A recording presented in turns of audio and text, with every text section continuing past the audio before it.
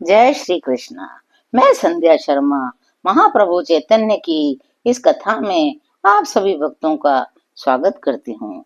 महात्मा रघुनाथ दास जी बड़े ही धैर्यवान और बड़े ही नर के रूप में नारायण पुरुषों में से एक हैं।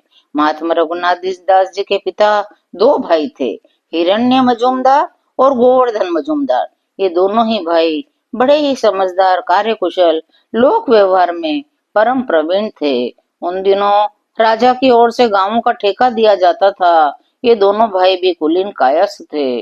बादशाह की ओर से इन्हें मजूमदार की उपाधि मिली थी। इनके इलाके की उस समय की आमदनी लगभग 20 लाख रुपए सालाना थी। उनमें से 12 लाख तो ये बादशाह को दे देते थे और 8 लाख अपने पास रखते थे। उन दिनों 8 लाख की आमदनी बहुत अधिक समझी जाती थी। आज की 1 करोड़ की आमदनी से भी बढ़कर उन दिनों के 8 लाख थे। दोनों भाइयों की बादशाह के दरबार में खूब प्रतिष्ठा थी। इनकी बात का सब कोई पूर्ण विश्वास करते थे। महाप्रभु के पिता पंडित जगन्नाथ मिश्र की भी ये लोग कुछ न कुछ सेवा करते ही रहते थे और नवद्वीप के बहुत से पंडित इनके यहाँ आते जाते रहते थे। अद्वैताचार्य जी के चरणों में इन दोनों भाइयों की पहले से ही भक्ति थी। हिरण्यदास निसंतान थे। केवल गोवर्धन दास जी की ही एक संतान थी। उसी संतान से वे जगत वंद्य और अमर हो गए। महात्मा रघुनाथ दास जी के पिता होने का लोक विख्यात सौभाग्य इन्हीं श्री गोवर्धन दास जी को प्राप्त हुआ था। बालक रघुनाथ दास जी बचपन से ही बड़े तेजस्वी और होनहार थे। वे अपने कुल में अकेले होने के कारण चाचा और पिता के अत्यधिक लाडले थे। बालकपन से ही इनके स्वभाव में बड़ी ही गंभीरता थी।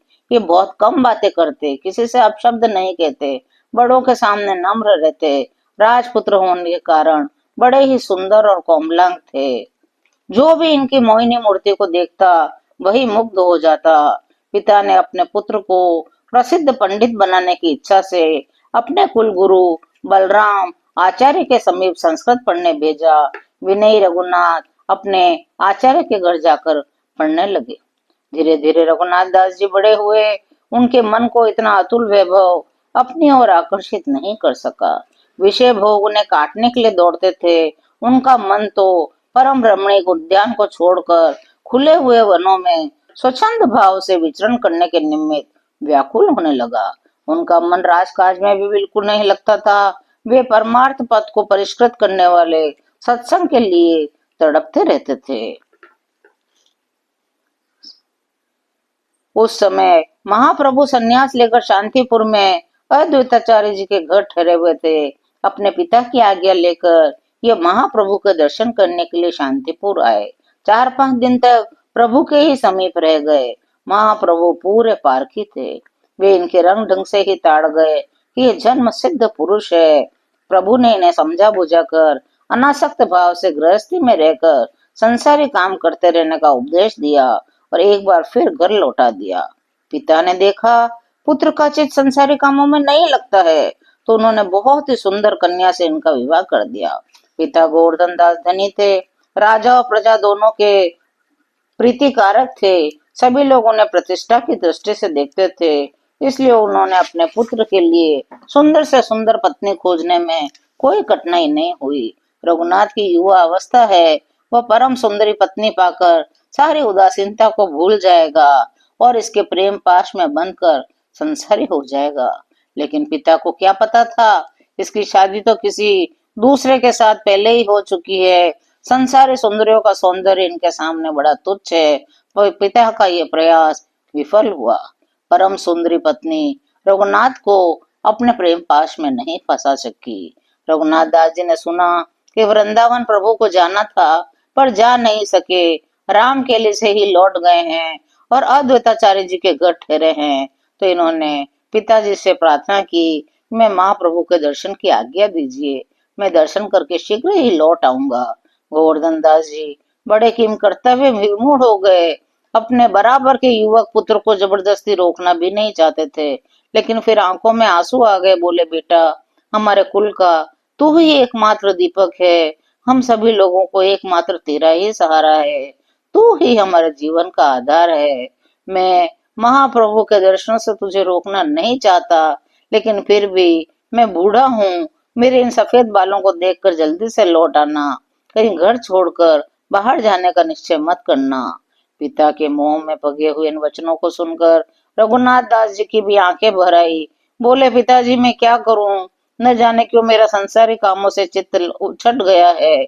मैं बहुत चाहता हूँ मेरे कारण आपको किसी प्रकार का कष्ट न हो, किंतु पिताश्री मुझे क्षमा कीजिए, मैं अपने वश में नहीं हूँ। मैं आपकी आज्ञा को फिर भी शिरोधार्य करता हूँ, मैं शीघ्र ही लौट आऊंगा। पुत्र के ऐसे आश्वासन देने पर गोवर्धन दास जी ने अपने पुत्र के लिए सुंदर सी पालकी मंगाई, 10-20 विश्वासी नौकर साथ कर दिए, बड़े ही ठाट बाट के साथ राजकुमार की भांति बहुत सी भेंट की सामग्री लेकर प्रभु के दर्शन के लिए भेजा। जहाँ से शांतिपुर दिखने लगा, वहीं से ये पालकी पर से उतर गए और नंगे पांव धूप में दौड़कर प्रभु के समीप जा पहुंचे। दूर से भूमि पर लेटकर प्रभु के चरणों में प्रणाम किया। प्रभु ने इन्हें छाती से चिपटा दिया, इनके काले काले घुंघराले बालों को अपनी अंगुलियों से सुलझाने लगे। तुम इतनी धूप में अकेले कैसे आए? क्या पैदल चल कर आए हो? साथ में नौकर नहीं लाए? तुम्हारा मुख एकदम सूखा है, क्या कारण है? प्रभु पूछते जा रहे थे, लेकिन रघुनाथ दास जी अपने आंसुओं से प्रभु के काषाय वस्त्रों को भिगोते जा रहे थे। रघुनाथ दास जी के साथी सेवक जितने वहां पहुंच गए, प्रभु के चरणों में आकर उन्होंने भी प्रणाम किया, सारी भेंट सामग्री सामने रख दी। महाप्रभु उनके कोमल सिर पर, शरीर पर अपना हाथ घुमा रहे थे। ऐसी असीम कृपा पाकर रघुनाथ दास जी रोने लग गए।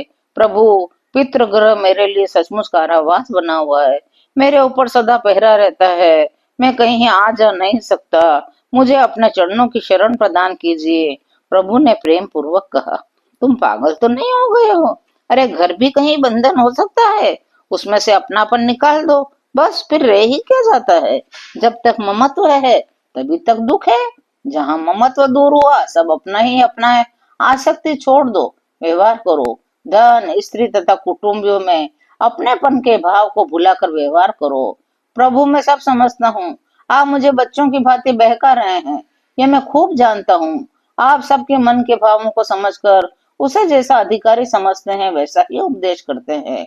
बाल बच्चों में आसक्त रहकर उन्हीं के साथ रहते हुए भजन करना उसी प्रकार है जिस प्रकार नदी में घुसने पर शरीर न भीगे। ऐसा व्यवहार तो ईश्वर के सिवा साधारण मनुष्य कभी नहीं कर सकता। प्रभु ने कहा, तुमने जो कुछ कहा वह सब ठीक है, किंतु यह मरकट वैराग्य ठीक नहीं। कभी कभी मनुष्यों को क्षणिक वैराग्य होता है, जो विपत्ति पड़ने पर एकदम नष्ट हो जाता है। इसलिए कुछ दिन घर में रहो, देखो, फिर देखते हैं क्या होता है। रघुनाथ दास जी ने कहा, प्रभु आपके चरणों की शरण में आने पर फिर वैराग्य नष्ट ही कैसे हो सकता है? क्या अमृत का पान करने को वाले पुरुष को जरा मृत्यु का भय हो सकता है? आप मुझे अपने चरणों में स्थान दीजिए। प्रभु ने बड़े प्रेम से कहा, अच्छी बात है, देखा जाएगा, अब तो तुम घर जाओ, मेरा अभी वृंदावन जाने का विचार है। यहाँ से लौटकर पुरी जाऊंगा, वहां से बहुत ही शीघ्र वृंदावन जाऊंगा, वृंदावन से लौट कर आऊंगा, तब तुम आकर मुझे पुरी में मिलना। 7 दिनों तक रघुनाथ दास जी शांतिपुर में प्रभु के पास ही रहे। इन दिनों वे 1 मिनट के लिए भी प्रभु से पृथक नहीं होते थे। प्रभु जो भिक्षा कर लेते, उसके बाद जो उनका बचा हुआ उच्छिष्ट प्रसाद होता वे पाते। वे 7 दिन प्रभु के साथ रहे, उसके बाद वे अपने गांव सप्तग्राम चले गए। श्रीमन माधवेंद्रपुरी जी की पुण्यतिथि समीप आ रही थी। अद्वैताचार्य जी के प्रार्थना करने पर प्रभु 10 दिनों तक शांतिपुर में ही ठहरे। वहां पे बहुत से लोग प्रभु के दर्शन के लिए आया करते थे। सची माता भी एक बार फिर से पुत्र को देखने के लिए आई। 7 दिनों तक अपने ही हाथों से प्रभु को भिक्षा कराती रही। एक बार इसी तरह महाप्रभु गंगा पार करके पंडित गौरीदास जी से मिलने गए। वे गौरांग के चरणों में बड़ी श्रद्धा रखते थे। उन्होंने प्रभु से वरदान मांगा, आप निताई और निमाई दोनों भाई मेरे ही यहाँ रहें। तब